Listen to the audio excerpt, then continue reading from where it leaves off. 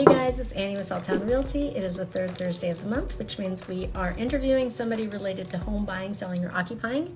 And tonight I have on with me my friend Chris Leonard. He is a solar broker, which is something I didn't know was a thing.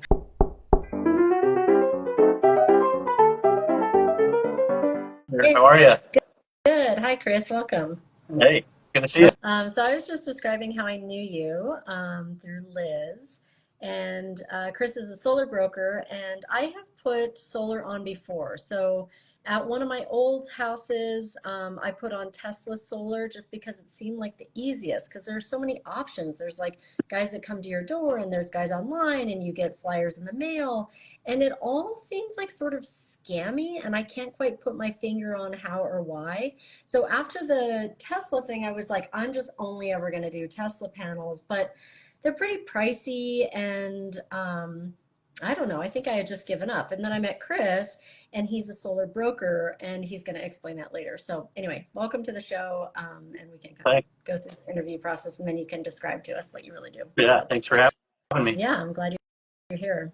So tell me a little bit about yourself, because I know you as like my coworker's husband and only through solar. I really don't know much about you. Like if you grew up here, what you went to school for, a little bit of background. Cool, awesome. Yeah, so I'm a Utah, born and raised here in Utah. Grew up in Mill Creek and then in Sandy area. Went to school to Hillcrest High School and then went to Salt Lake Community College and then found college wasn't quite fit for me. Not that it's not for everybody, but from there grew up and went on an LDS mission, served in Northern California, which is a beautiful area if you're familiar with it. Yeah. And then just grew up Whereabouts? loving the outdoors. Up above Sacramento, so Roseville up to the Oregon Oh, border. So, cool. yep. I grew up in the Bay Area, and my grandmother lived in Roseville, so I'm quite Oh, familiar. okay. So, Yeah. what part of the Bay Area was it? Uh, Daly City, Livermore, Brentwood. Yeah. Okay. I lived in Sunnyvale for a little bit, so it's Okay. a little in that area, but yeah, Yeah. that's awesome. Oh, interesting. That's cool. Yeah. Um, have you heard of Battle Mountain? Or not Battle Battle Mountain, Mountain? Iowa Oh, Hill, sorry, Iowa Hill. I have not. Okay. No. It's kind of like out in mid-California. Not a lot of people have heard of it. My grandparents lived there for a while. It's a really interesting place. So I'm always kind of curious if you've heard of Yeah. that. So Yeah. what brought you to solar? Like, did you have a career before solar? Did you sort of get into that right away? Give me the background there. Yeah, awesome. So while I was in serving my mission, I found that I wasn't afraid to communicate and talk to people, right? Yeah. So obviously, if I can talk about Jesus, I can talk about anything. So after the mission, I got approached by one of my old mission companions. He said, "Hey, let's go sell alarms." The whole summer sells door to door thing, like you were talking Yeah. about. So went and did that in the Bay Area, Sunnyvale area, and then did that for about 6 years. Really enjoyed it.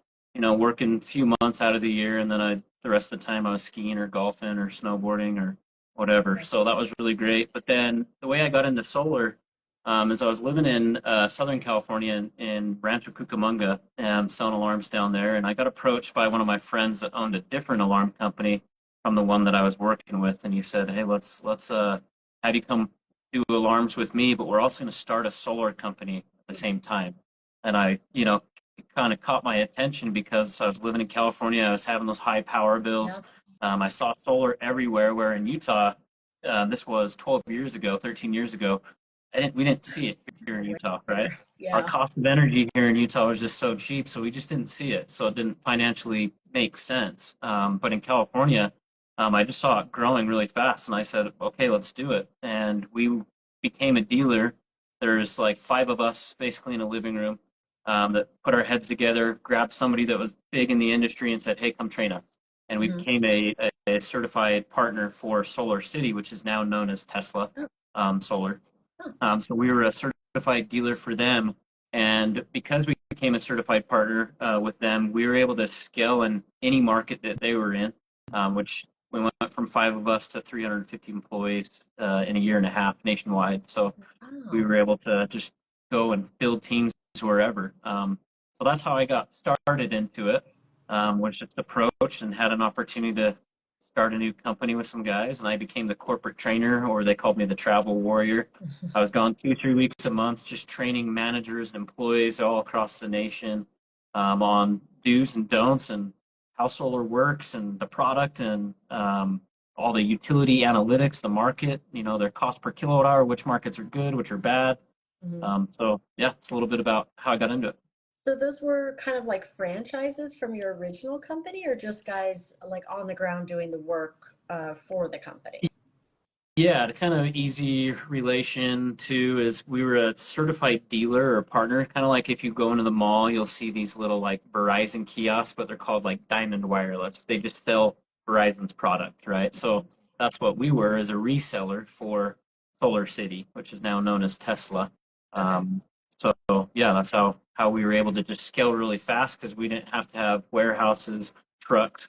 Solar City already had that. We were Right. just able to build the teams, bring the guys that could go out and sell the product. Okay. So And adorable example, since I think Liz used to do that, right? Didn't she have like a little kiosk that she sold something with, like her first she did, business? yeah, she had a phone accessory kiosk where they Yeah. did like the screen protectors, the glass protectors. Yeah. That's like kind of how we met as I was selling cell phones in between summer, like alarm bells. And she was just this cute girl that walked by. And yeah, Yeah. like, Oh, that's so that's cute. another story. Yeah, exactly. We'll History save from that. there, but 14 Yeah, we'll years save later, that. here we are. Oh, I Yeah. didn't realize. Wow, that's amazing. Yeah. So yeah, how does the solar industry work like in general? Like you've got manufacturers of solar, so there's guys that, so like I thought that the Tesla solars was like one manufacturer of solar and then they just sell that product to whoever like logs into Tesla and just buys them. Mhm. But it's much more complicated than that, right? A Or lot more maybe, moving parts. yeah. Yeah, for sure. But yeah, how it works is you have, I mean, think of like any of your home appliances, right? You have a Samsung fridge. You can go buy that at GE, or I mean, excuse me, at say Best Buy or Home Depot or Costco or whatever. But with solar, there's you have your manufacturers, your suppliers like distributors, and then you have your installers and then sales teams, right? Some installers have their own in-house sales teams as well. Um, so typically here, and give an example since we both live here in Utah, is typically most of the installers or sales organizations, they buy from a manufacturer or a supplier. Mhm. Most here just buy right from like a local electrical Okay. supplier. And those products can range from several different brands of manufacturers. And then there's companies like Tesla where people can log on and they're like the manufacturer, installer, and they have their own sales team Like the or it's all one-stop done on, shop. yeah, or it's done online. But a lot of Teslas, until recent, a lot of Teslas was just white labeled. Like their Tesla Powerwall was actually made by Panasonic, but they were able to white label it, Huh. just like a lot of Okay. other products Sure. throughout, Sure. the country or any other product you can think of. Yeah. So that goes on. That happens a lot of white labeling on a lot of different things. Then you have your sales organizations where they're just in sales partners for an install group, Mhm. and then they just resell that. And then you have the other thing that you can throw into the mix is the lenders. There's specific solar lenders that don't offer normal consumer loans or mortgage loans or anything like that. That's where it can get pretty tricky. There's a lot of lenders. I can talk a little bit more about that, but here in just a few. And then there's solar brokers like myself. It's a little more uncommon, but when I'd been in the industry for about 8 years, and I kind of saw that all the solar companies were really the same. They Mhm. had a sales team, they had an install team, and a lot of them would buy from the same exact supplier in the area. So Okay. all that was really different is they're buying a lot of the same equipment. They just had a different operations team and a different install team. So Joseph or Thomas, going out to install it. Right. So to me, I was like, well, why am I going into home and saying we're the biggest, we're the best, if they're all buying essentially the same product, Yeah. right? Yeah. I was like, okay, so how can I work smarter, not harder, right? Yeah. So what I started to realize was that I could go to each of these different install groups and find out more about them and what their product is, why they choose to use that one, what their ratings, what their reviews are, and what really sets them apart. Because some have a 5-year warranty on their workmanship, right? Right. Some have a 10-year, some offer a 15-year.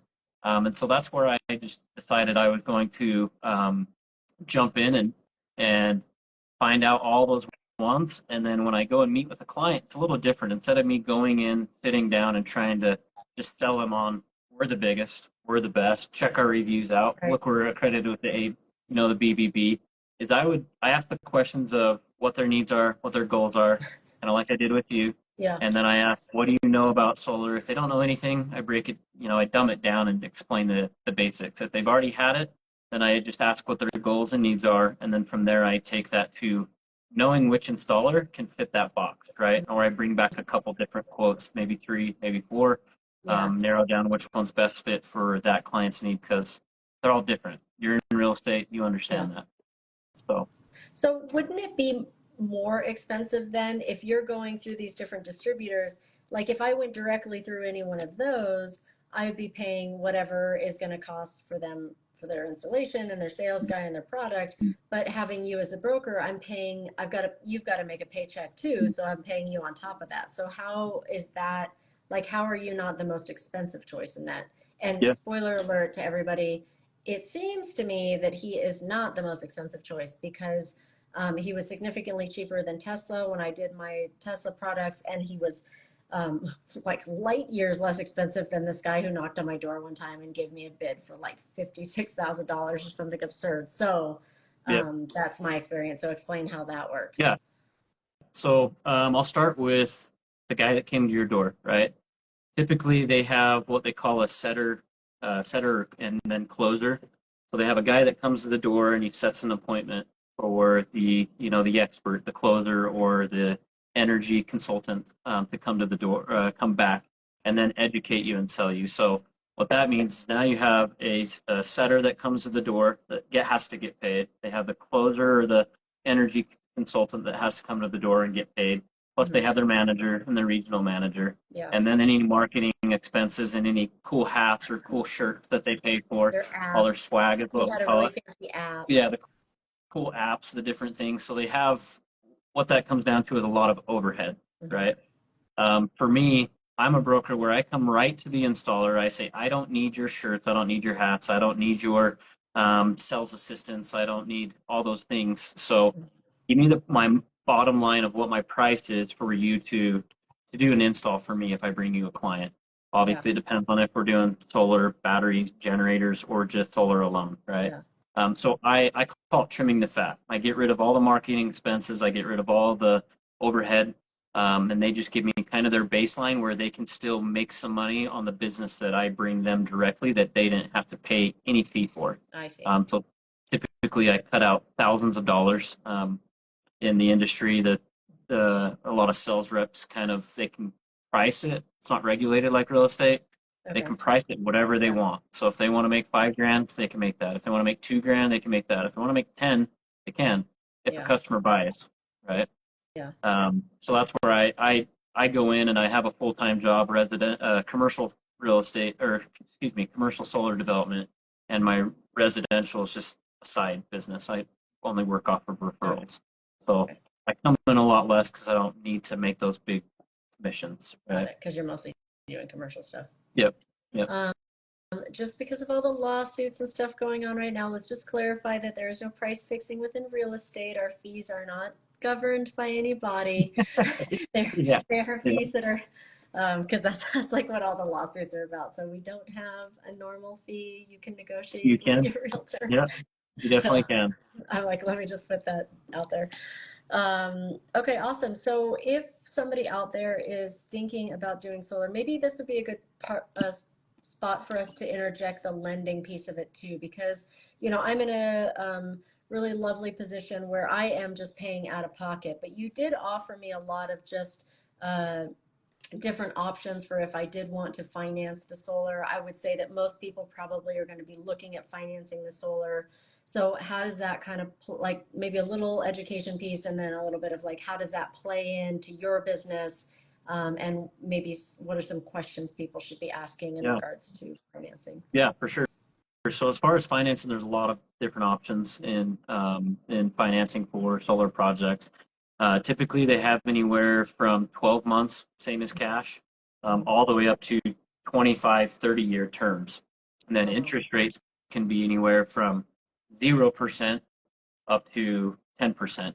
And then in solar lending, there's a lot of the lenders charge what we call a dealer fee. A dealer fee would be like a mortgage lender's origination fee, like 1% or whatever that might be. But in the solar space, some of these lenders can charge, if I go, let's say a 3.99 interest rate with a 20-year term, they can charge almost up to 33% dealer fee. So that can take, say, a $30,000 normal solar project. You have to put 33% on top of that. So that's why sometimes you see these $50,000, $60,000 price tags. And those are for the life of the loan. Those aren't like a one-time fee. That they like build that into the loan. So monthly you're paying that. The solar installers, if they want to do business with these solar lenders, they have to charge that fee. Yeah. Where that's, to me, that's a 33% fee or a 25% fee. That's really, really high, right? Insane. So typically when I do financing for a client, I go through a bank or a credit union that offers solar loans that are a higher interest rate, like at 7% or a 9%, but no fee at all, right? Because it's better to have a lower total overall cost that you're financing versus a really high cost but a low monthly payment, right? Yeah. So that's what I narrow down with clients to determine what's best for them and their goals and needs. Got it. Okay.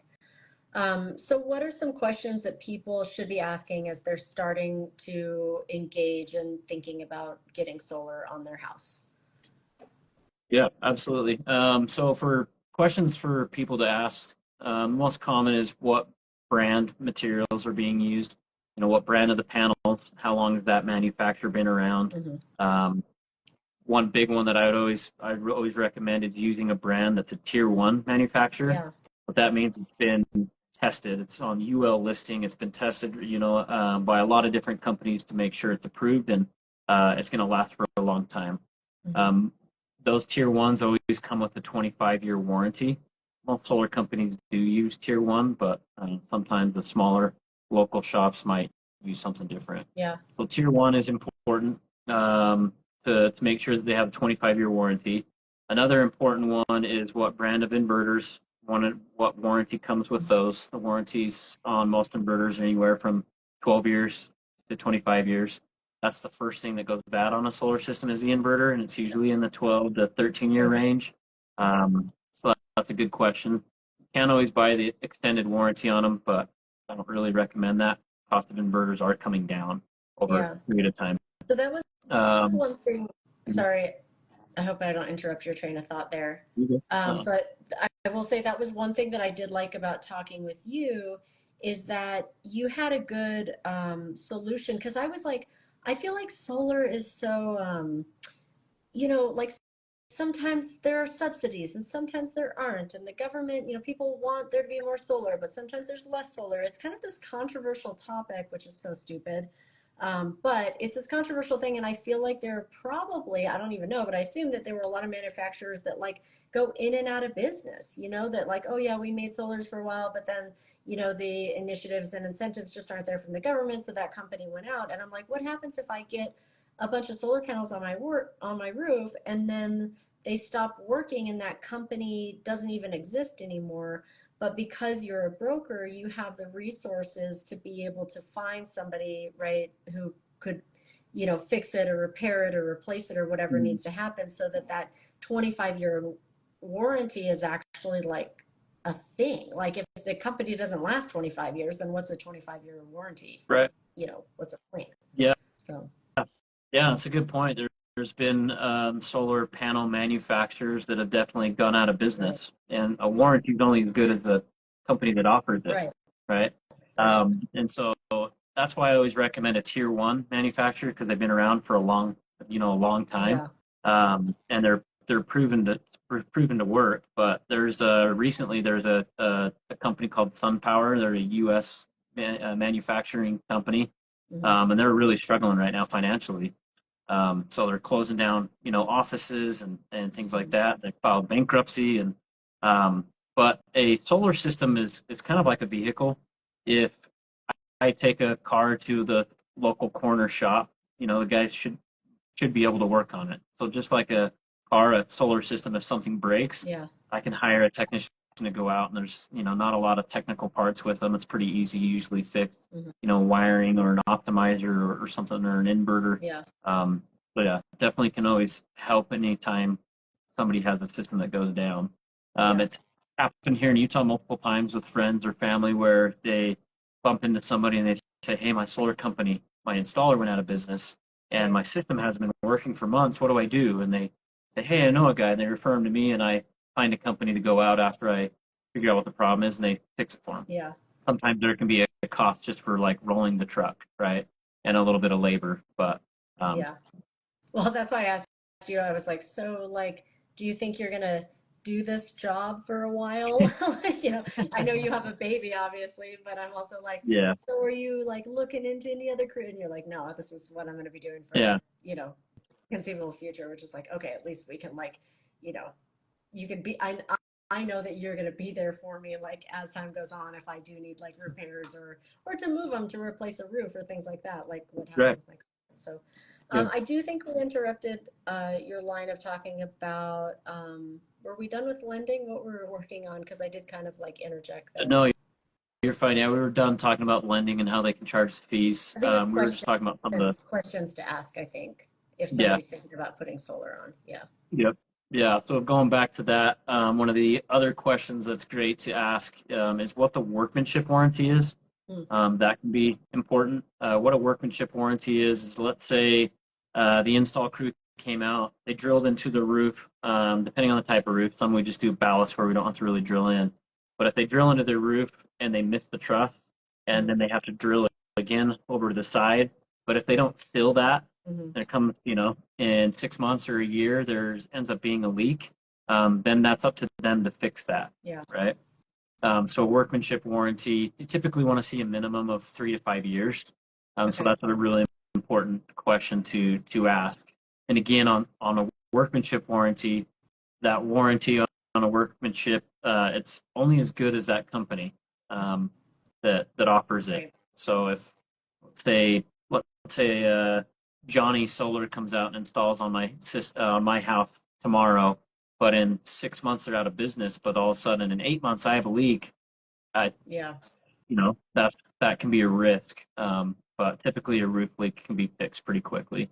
It's And it's so yeah, something people don't think to ask with a lot of different types of companies. Like how long have you been in business and like are there, are you close to retirement? Like how old is the owner of the business? Does he have, a child that he's going to pass that business on to? Like, because I've had that happen where I spent a ton of money on a roof for one of my properties and then there were some major issues with the drip edge and drainage and how it did.